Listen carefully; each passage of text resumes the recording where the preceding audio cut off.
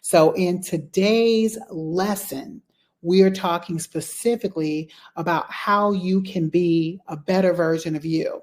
And I want you to ask yourself a very bold question. Who must you become to lead your vision?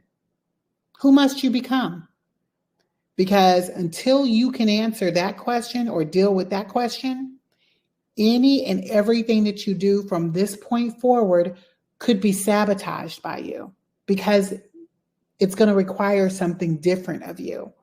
So that's why this training is so necessary for you to be able to better understand who you must become, because who you are currently being cannot sustain and contain what you are about to do going forward, who you are going to become.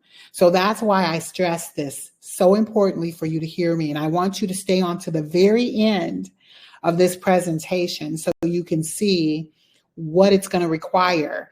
And I'm here to help you get to that place because it's all about identity today and being able to combine that inner work with your leadership identity. So that's what we'll be talking about today.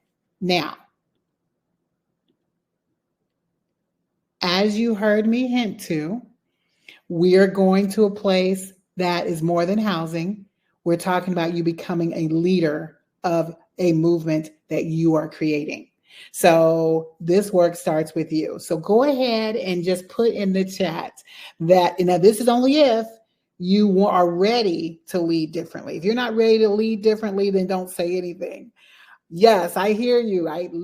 Thank you, Demi. Thank you, Quatez. Those are the type of things we're talking about. Awesome, Susan. Like these are the things we're talking about, is going deeper.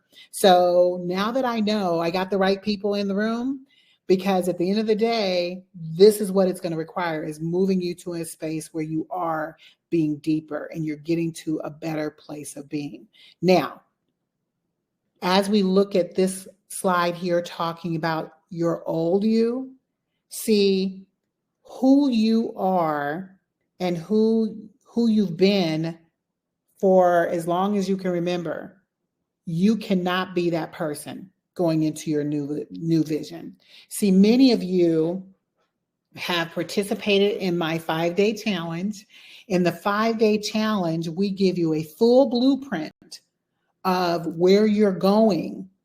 And one of the things we talk a lot about is having clarity of vision.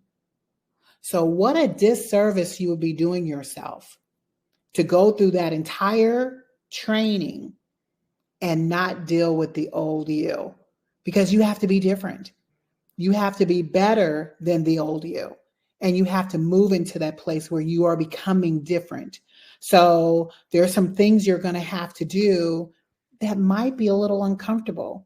So I hope you're okay with being uncomfortable, because once you get to that place where you are uncomfortable, looking at the way in which you've been, that's the only way you can then deal with how you need to become. So I want you to think for just a moment, and feel free to type it in the chat. I love hearing from you guys. I love seeing your faces too, but I definitely love hearing from you. What habits, fears, and beliefs do you currently have operating in you that could sabotage your success as a transitional housing provider? Think about it. Because as you think about it, because it does take some thought, I'm going to go through a few examples so you can understand what some of them look like, okay? But I want to hear from you. So as you start listening to what I'm saying and something resonates with you, say, yeah, that's me. Or you might find something else that I don't even cover that, yeah, go ahead and put that in the chat too. That's what I want to see. Thank you. I see some of you putting some things in now. So as you think about this space, here is the first one that you should consider. Do you have the fear of rejection? Now that's, you've been judged or misunderstood in the past. People just don't, they judge you. They misunderstand you. And you find yourself shrinking. And when you shrink yourself, you sometimes sit and be quiet. You find yourself not speaking up for fear of someone rejecting you, fear of somebody saying, "What did you say again? Like, I don't get you." So when that happens, it shows up usually where you don't find yourself talking to people about your vision. Is that you? You don't find yourself sharing with people what it is publicly, what it is that you want to do. When you find yourself, now it's okay to have nerves. Nerves are one thing. You can have nerves about this, but where you just don't say anything, you don't want to share anything about your vision publicly, then you probably have that fear of rejection or avoiding to be able to go for grants or look for partnerships or just simply not starting. Those are signs that you might be exhibiting some fear of rejection. That might be something you're dealing with. If that's yours, go ahead and share that in the chat with me. What about this one? Now, first generation pressure. Imagine being the first person in your family to do something different and the pressure that you feel from that. That could be different as far as going to college where no one in your family has ever gone to college and you did, or going, if you have a whole bunch of plumbers in your family and you want to go be an artist, that's pressure, right? Doing something different than what your family is known to do. And you feel the pressure to succeed without guidance. So that usually shows up when you avoid asking for help because you don't want to appear weak, and you struggle with that imposter syndrome, especially when you're around other people like you. So those are the things that come up. And as a result, it makes it where you are isolated or you feel like you have to be perfect. And those are the things that overtake you. Yes, I see the comments you're putting out there, and I love the comments. I hope that, and when you put them in here, I'm just going to say I hope you guys are okay with me sharing them because I'll pick some randomly to share. I didn't share because people are negative, and I don't need the energy around me. Yes, sometimes that does happen. And I've been sensitive in the positive area due to being surrounded by nothing but negative people. Sometimes you do. I mean, there's reasons for being quiet, but sometimes it's because of other things. So definitely recognizing that. But thank you for sharing. Those are the type of things I need you thinking about. Just dig deep and identify the things that could potentially sabotage you and hold you back from success. Now, what about this one? The fear of being a hypocrite. Many people feel like they want to be in a better position before they help anyone else. Well, let me tell you, if that's always the thing that you lead with, we all are works in progress. We all have things that we need to do to be better. And when you can get in a place where you just move forward and despite how you might be feeling, then you can move through that particular fear of being a hypocrite. And usually it shows up by when you avoid launching, because you want to say, well, I got to have it all together first, right? But you don't. Or when you start comparing your life to someone else, those are things that put you in a position where you have that fear of being a hypocrite, right? So I will tell you that the biggest impact that will make is you just won't start. Your purpose, everything that God has called you to do will be delayed. And that's what you want to make sure that you don't do. So if fear of being a hypocrite is one of yours, definitely write that down for yourself to review later.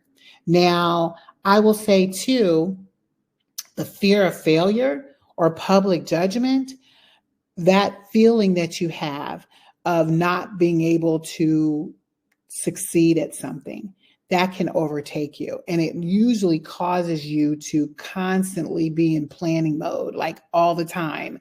Like you probably have 100,000 pages of your plan of what you're going to do. Right. So when you're constantly tweaking your plan and you're constantly tweaking the website, it hasn't gone live yet, or you're doing things that are like busy work, things that are keeping you from doing what you've been called to do, that is an indication that there might be some fear of failure there, Oh, I see you. Yes, fear of failure. That if that's one of yours, recognize that, because that one I notice a lot of people have an issue with. So as a result of that, your vision dies in preparation mode because you're always preparing and never executing. And people who need that type of structure, or you need that type of, you're in that mode, you got to do whatever it takes to turn that and twist that into something else. You definitely, if you know that one's yours, yep, I see other people recognizing that, constantly planning. Exactly. So as you think about those there, and I haven't probably named it, and if there's any that you identify that I haven't named yet, you could put those too. This here is like a list of habits that I've seen. That's why I wanted to at least put them out here. These are reasons why people still stay stuck. And these are the things that will continue to sabotage you if you allow it. Number one, always saying yes to everything. See, saying yes to everything, and I can say this is probably one of my larger ones. I've learned to not do this one so much, but where I overcommit, I like put too many things on my plate that I'm doing. And now next thing you know, I'm doing like 1,500 different things. How can you get anything done behaving that way? You can't get in a position where you want to please everybody. But that's usually where that comes from, saying yes to everything. You're wanting to please people and not disappoint people. But then you find the impact that that will have on your business is you're going to be tired all the time, or you'll be distracted. I am like 100%, I am so laser focused right now. I'm just going to tell you, I got blinders on because I know who I am in that space. So if it doesn't fit within this laser focus, I don't do it. So those are the type of things that can lend itself to sabotaging you. Now, this one here, comparing instead of creating. Now, many times we see other people, right, who might be even in your space, and you're watching what they're doing. And somewhere you feel like, man, I'm not where this person's at. I feel here. Well, that's you comparing yourself to somebody else instead of you pushing forward with where you need to go. A lot of that is that imposter syndrome and self-doubt. That's where that comes from.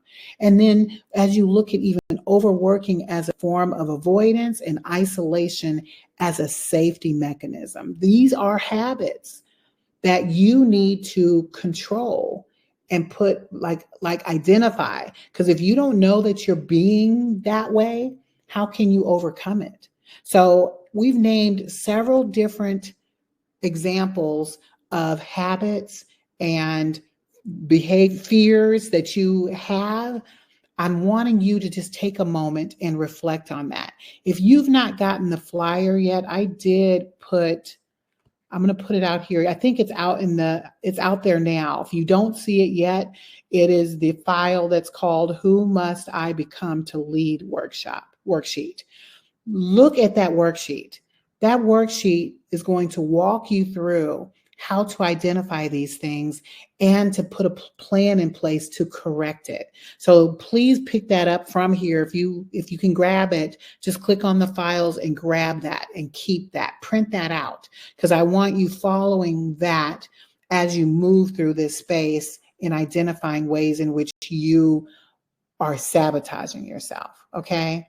Now, as we shift, we're going to shift a little bit, because now we've talked about ways that you sabotage yourself, the various fears and habits that you have, and hopefully you were able to identify some things. Now this is some direction that you need to consider and move through. We've got 4 different shifts that I know you must make in this space in order for you to be successful. Now, there's probably more, but I want you to identify where you are in these 4 areas, and feel free to put them in the chat. So I want you to rate yourself basically in each one of these areas. And I'm going to explain each one, and this will mean something in just a minute, because as you look at validation seeking is basically needing somebody to validate you. I need you moving from that place into a place of standing for some values of where you are. Like, as you build this workout and develop your plan, you have values that you stand for, like non-negotiables, right? That's where you need to be. Not that you need someone to validate you or something to validate you, but you stand for something. I've heard this saying when I was younger that says, if you don't stand for something, you'll fall for everything. That stands true in this as well. You need to know what you need to know and stand on it.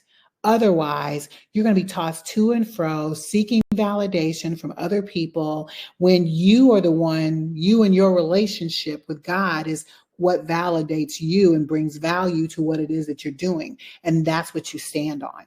So you need to find where you shift. So rate yourself on a scale from 1 to 5, 1 being the worst, 5 being the highest. Where do you find yourself here as it relates to validation seeking and then going to value standing?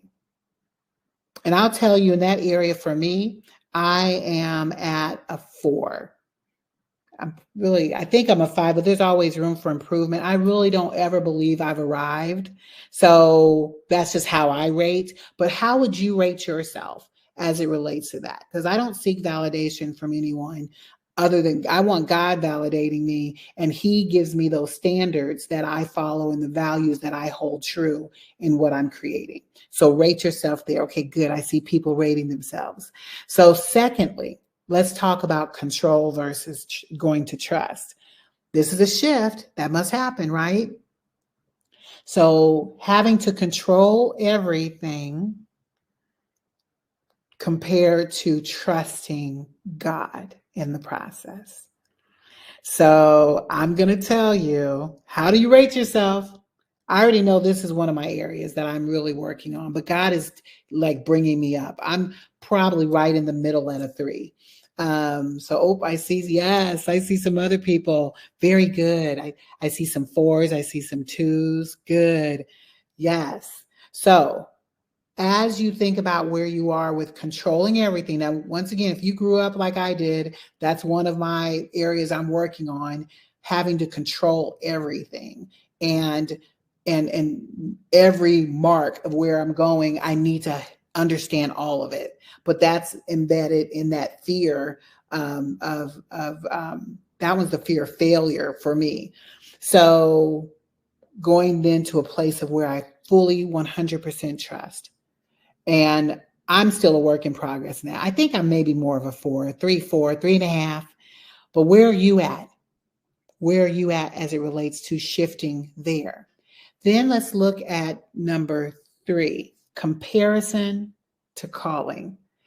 This is you always looking at other people and what other people are doing and judging yourself against what they're doing and then changing your stuff around based on what you see other people doing, or your calling.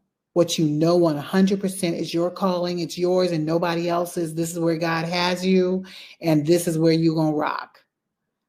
Now, I can honestly say in this one for myself, I'm rocking on the calling, but I'm not going to tell you that I don't have moments where I look. Like, because we're human, right? We see what other people are doing, we get excited, or we're like, oh man, I like what they're doing there. It's a little different from mine. Maybe I could. No, you're called for this. So if you know you're called for this, scale to 1 to 5, where do you rate yourself with that? Okay. Now, as we look at hustle to healing. Now, hustle, and the way I'm going to describe this, because it's a shift, and it's embedded from a financial place. So hear me. So when you think of always looking for the next thing, the next hustle of what it is to make money, right? And always like you see things and it's almost like squirrel. Every time something shows up, you're on it. And it's all about more the hustle than it is healing. You having healing in that space and knowing where you're going and trusting that all of that's going to be taken care of because you're dealing with that space here. And it can be, there's several different versions you can think of for that, from that hustle to a healing mindset. But I really believe that whenever you get to a place of understanding your financial, where you are going financially, many of us can know and resolve that that is taken care of because he's going to provide through whatever he's called us to do, versus having that mindset of chasing the very things that you know could still make you money, but it's not what you should be focused on. Focusing on you getting to a state of healing and a state of being that you can now do the work he's called you to do. And that's hard. That's hard for a lot of people to process. And I get it 100%. I was there where, and it wasn't that long where I wasn't still like on that mindset. But now that I'm laser focused on where God has me and what he's building within me, and then how he's bringing me out and healing me from the inside out, is that inner work that's coming out. It's a whole different way of being. So now that you've rated yourself 1 to 5, and each one of these areas, based on what you've rated, which one of these is the one that you need guidance on the most? And be honest. 1, 2, 3, or 4. If you had to say which one you need the most help on, and remember, this is progress, like this is you progressing, and your goal is just to keep shifting to where you're strong, and all that shift is in every area. So if you can identify, now if they're all the same, then I would say, right, because it's just a lot to take on all of it, right? And if you can't identify which one you need the most guidance in, because I'm watching the comments, then choose the one that you want to commit to doing. If you're all not doing well in all 4, which one can you commit to working on and getting guidance on? Because that is where you need to start this inner work of shifting you from not relying on where God has you to full reliance. Because that's really, if you think about these items, all of it, if you see it, points right to him. Everything points to him. Thank you for sharing. I see some people putting some in the chat. You guys look, I'm the same with you. Number 2, that's the one out of the ones that I've listed that I'm constantly working on, because I'm a control freak for real. I'm really working on that. But now that you've identified that, my goal is to see ways that I can give you additional guidance on that area. Because once again, transitional housing, us talking about this, is not about the housing and the properties. It's the inner work that has to happen. You as the leader, having to get where you need to be. That's what this is really all about. So now that we've explored that shift and understanding that, I want to talk about your leadership identity types. Some of you may have heard this in the group already, some have not. Okay. So I won't stay long on these. I just want you to understand them. Because as you look at your leadership identity type, this is how you are showing yourself as a leader.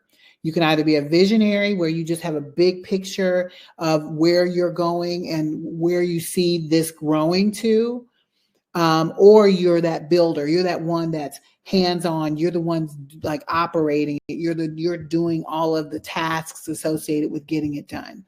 Or you're strategizing. You're more of the CEO, where you're strategic and where you're able to like make those decisions related to the business and make sure it's planned right.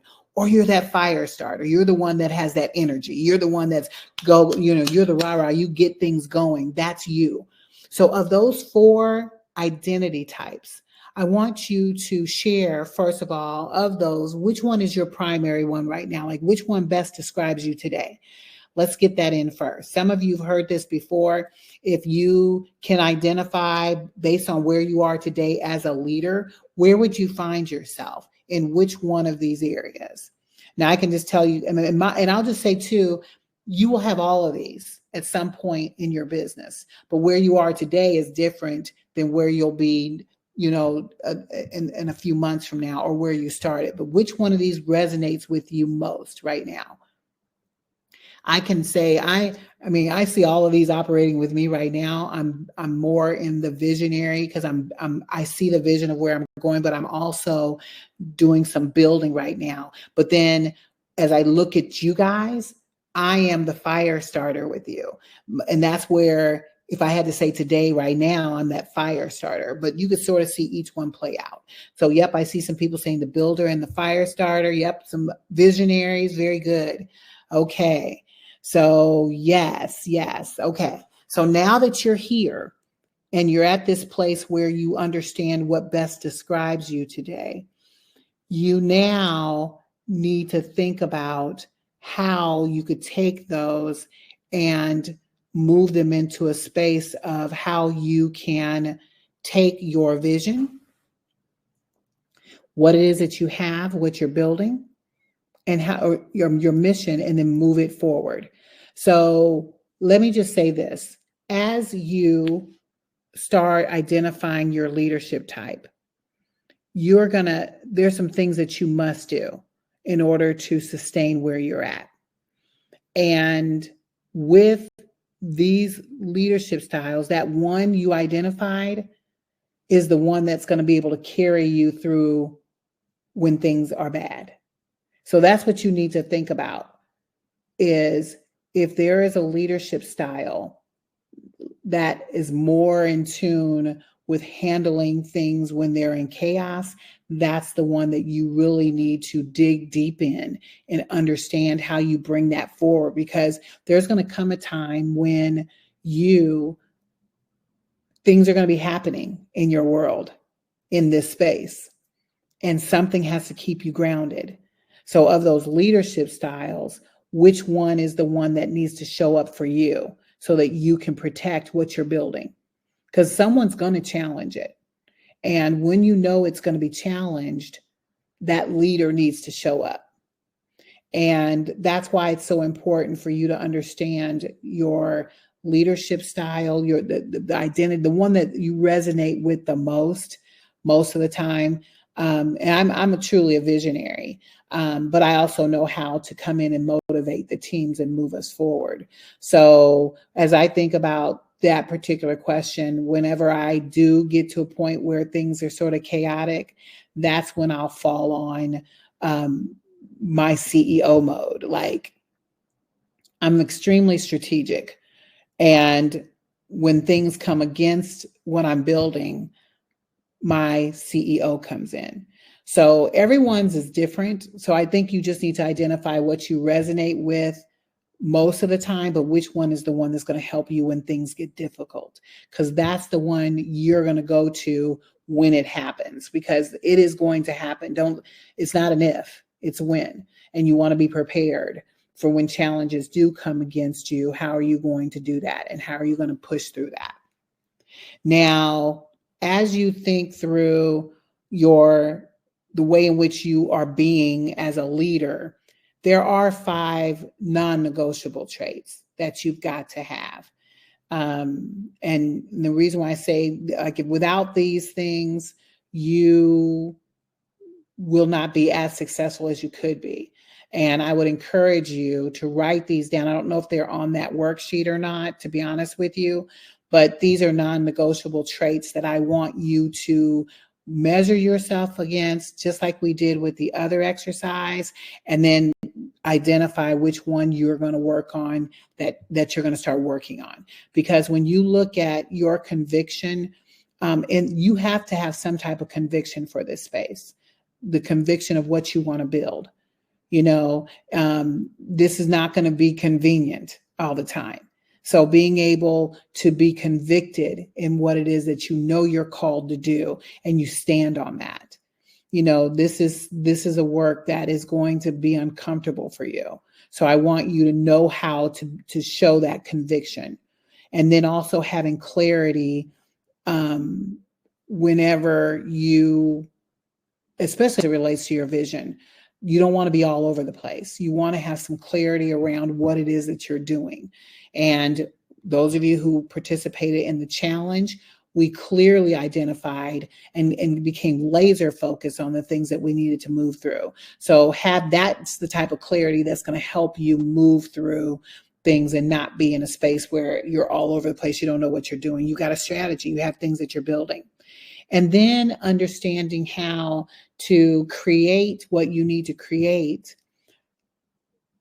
but with boundaries. Now, this one here, I'm going to say is a hard one, especially if you're a people pleaser, which I am a people pleaser.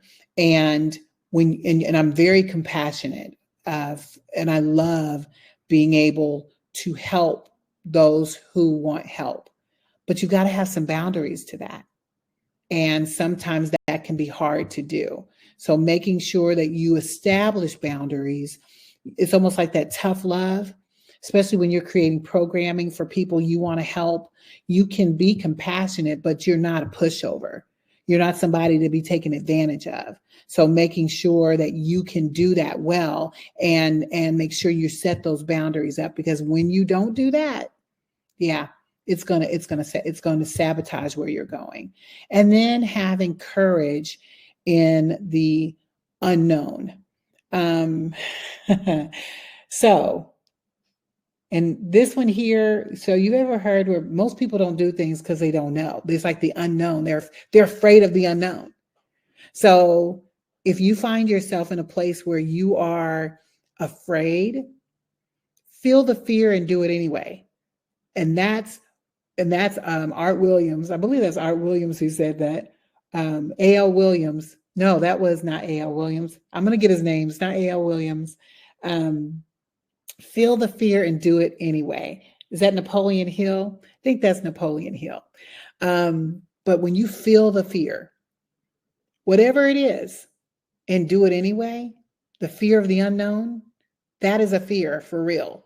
And so to have courage in that space, how can you expect to do what you laid out you were going to do on that blueprint with no courage? You're going to have to step out of your comfort zone. And when you step out of your comfort zone and you take that courage to build out, that is where power begins. Okay. Now, I'm going to say, I just realized hopefully my charger doesn't die, because, yeah, my thing says I have a low battery. So hold on just a second. Let me grab my charger.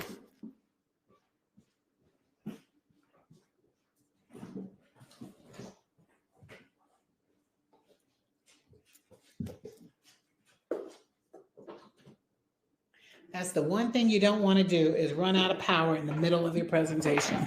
And I did not do that, so bear with me. All right. So now that you've rated yourself, hopefully you've rated yourself in those areas. Did I do the last one yet? The last one is community over isolation. You guys are mastering that one. I'm just going to say, well, I say you're mastering, because you guys, we created a community, right? And this community is Transitional Housing Maximized. This is your community. And in this community, we are here to help you. But I want to tell you, even in this community, there are people who are still isolated. So I just want to first commend those who show up, commend those who are coming and speaking out. You're sharing sometimes even when you don't want to share. Why? Because there's power in community. There's power to be able to overcome isolation and not moving forward. Those are the type of things that you need to be able to have a trait of, is community. We are that community. And I am excited that we are here in this space to be able to build that up. And that is one of your non-negotiable traits that you must have. And that's almost biblical too. When you talk about, he said in his word, forsaken not to assemble yourselves together, right? So if that's true, then we know it is community over isolation. It's biblical. So definitely getting into that space where you are moving through these traits and you are making them a part of who you are, that's what's powerful. So rate yourself in those 5 areas, a scale of 1 to 5, 1 being the lowest, 5 being the highest, as it relates to conviction over convenience, clarity under chaos, compassion with boundaries, courage in the unknown, and community over isolation. And as you rate yourself, which one do you need the most growth in? I want to know. Which one? Okay. Oh, I love it. I love your comments, by the way. I'm going to have to figure out how to get this work so everybody can see the comments. Amanda, my hustle made me heal. I love it. The more I get attacked, the more tunnel vision I develop. Yes, the stronger my faith becomes, the deeper I trust God. And that is the power of being able to heal. Like, getting to a place of healing. But it started with that, but now you're in a state of healing. That's what's so powerful. And then Quatez, I've been working on that, believe it or not, coming out of isolation. I love it. And I see it coming forward when you're here in the group. I definitely see that. So as we evaluate, which one of these areas would you say is your area? Yes. Thank you for sharing. I see a clarity under chaos, courage in the unknown. Okay. That one, that courage, you need to exercise that courage. And that's scary, especially when you don't know what's around the corner. But see, that's where faith comes from. When you can step forward and feel the fear anyway and do it, that is powerful. So now that we have identified those 5 non-negotiable traits, we are going to wind down because I want to stretch you a little bit.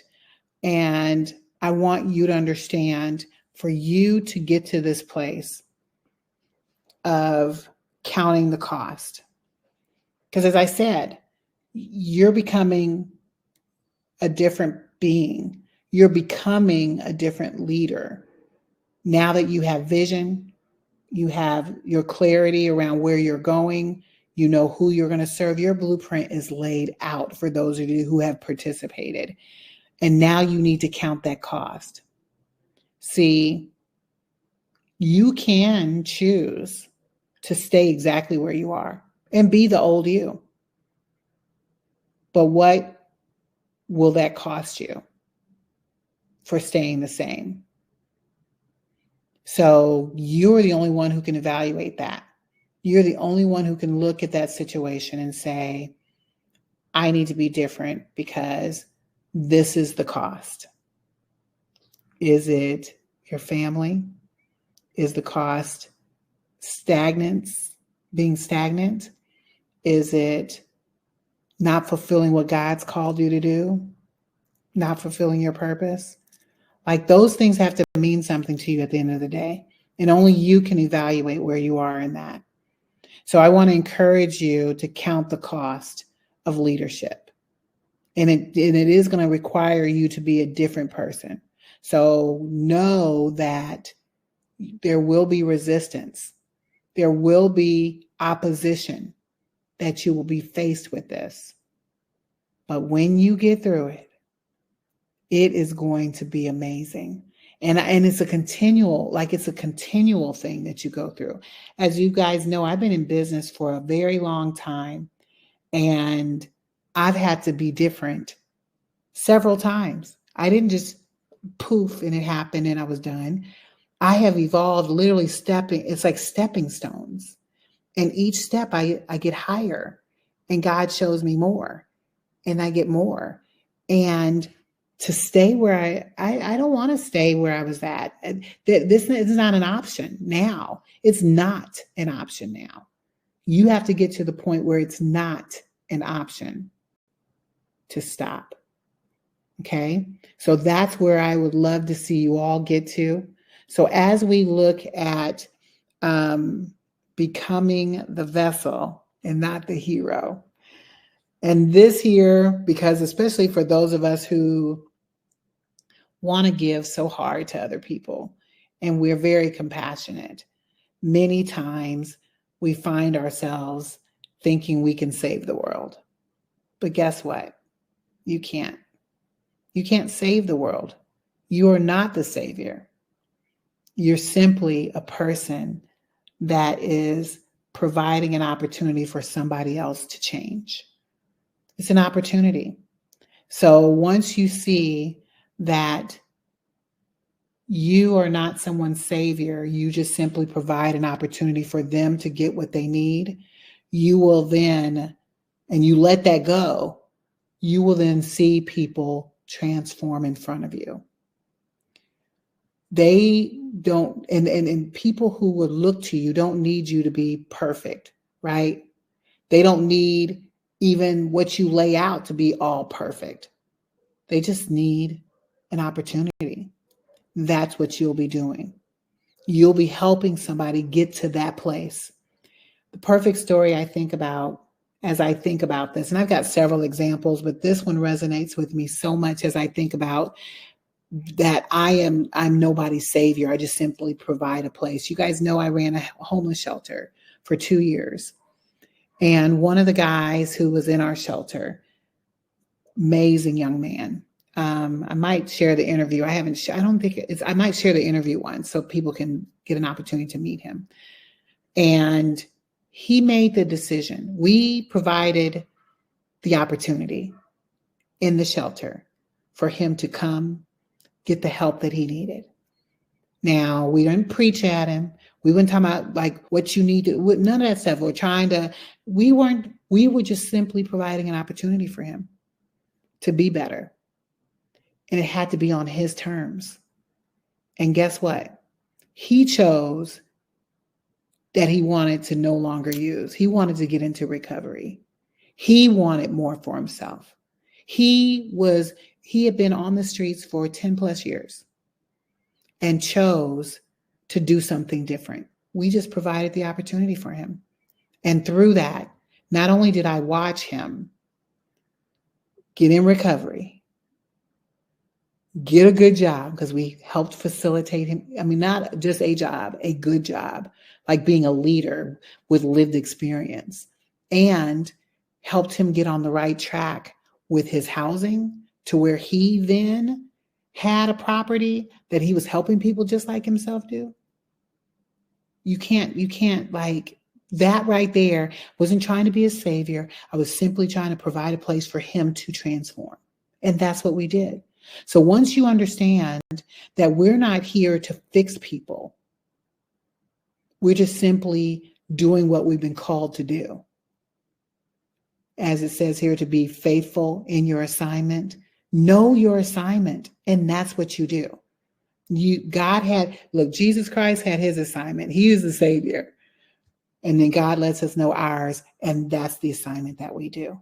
So once you understand that, that's when true transformation can happen for everyone who comes into your program that you create. So with that being said, I do want to have you share with me, and we don't have to share it here. If you want to share it on I'll probably put the replay out on this so that people can get an opportunity to view it. And then I will put out there to give the biggest takeaway, and feel free to share your biggest takeaway there. See, this is one thing I'll say too. For those of you who show up here regularly, you are showing me who you are. You are my leaders. And as leaders, we help lead others. And I just want to say, for those of you who are here, who are also in our community, you're showing up there and encouraging, lifting people, because that's what we do. Some people just need a lift until they're ready. I'm not going to force this down people's throats. They want it, they have it, it's here. I'm creating the platform. This is what I'm providing, is that transformation for anybody who wants it. And when they're ready, they'll step up. And I just appreciate those of you who are in the school community, making the comments, encouraging other people, because we are a community. And I want people to see and create what we need to create within this community. And that is that we are here for each other and we support each other. So and then you do have that worksheet. Please use that worksheet as a guide. I didn't go over everything in it, but the worksheet will help guide you down this process so that you can become the person that you need to become to do this work. So I want to encourage you to do that, as well as any other comment that you want to make when I put this out on our community to watch. And remember that the house is not what this is all about. It's the people in the house that we're moving this work, that we're transforming them through this house. So don't get hung up on the property and all that other stuff. It doesn't matter. What matters are the people's lives that we're going to transform. Now, if you have not participated in my 5-day challenge yet, this is now your opportunity, because right now I am so excited. We had our first one, which was amazing. The transformation, go ahead and read in the school community, the transformation that these individuals had. And I'm so excited. We got some of them on the call. They're so excited. So I love this, but we are going to do it again on May 26th through the rest of that week. I think that's Memorial Day weekend. We're going to do it again that week. So for those who've not participated, this is now your chance. And I told y'all the price was going up. I can't stop the price from going up because I know there's value here. So if you missed the first one, which everyone on the first one got an amazing discount, this one now is $297 to register. That's a $200 discount. So instead of $497, you can get it for $297. And you would go to the classroom to be able to get it if you're interested in registering. You have to register before May 25th if you want that. And by doing that, because you're going to get so much information, go back and read the testimonials. Everything that people got from that experience was powerful. We're going to do 5 solid days of at least an hour. I think we were doing an hour and a half each day at times, going through the entire blueprint that you need to be successful in doing this work. So each day it's live. You'll get the teaching, you'll have the breakout sessions, and it'll be amazing. And as a perk, we're going to make it available, the past challenge, if you wanted to compare, because the people's stories are different and it helps you learn and understand, that'll be available to you as well. So if you're interested in doing that, go to the classroom. That's where you'll be able to register. You have until May 25th to register. So if you are interested, definitely go do that there. And this is going to be us for now. I am so excited for being here with you guys, and I will see you next week. Same time, same channel. See you guys then.